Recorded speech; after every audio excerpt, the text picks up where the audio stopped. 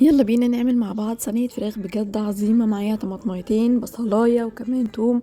حطيت عصير ليمونة، شوية مية، ومعلقتين زيت، وملح وفلفل، ورشة قرفة. هحط كمان عليهم معلقة من البهارات.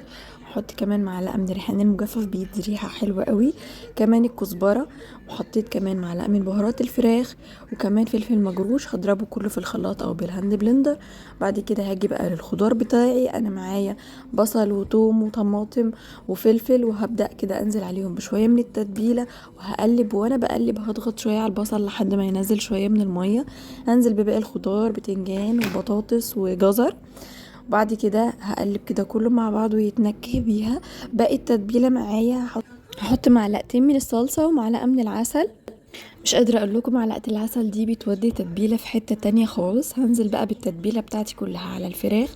هتبلها بقى من جوه وتحت الجلد، وجوه وبره وتحت وفوق، كل حتة فيها، عشان تتنكه معايا بالتتبيلة. وبعد كده هحطها على الصينية على وش الفراخ، وهكون مشغلة الفرن على درجة حرارة 220. هتقعد معايا حوالي من ساعة لساعة وربع. وجبت الورق الزبدة بتاعي، كرمشته وحطيته تحت الحنفية عشان ما يلزقش كمان في الفراخ. غطيتها بالورق الفويل.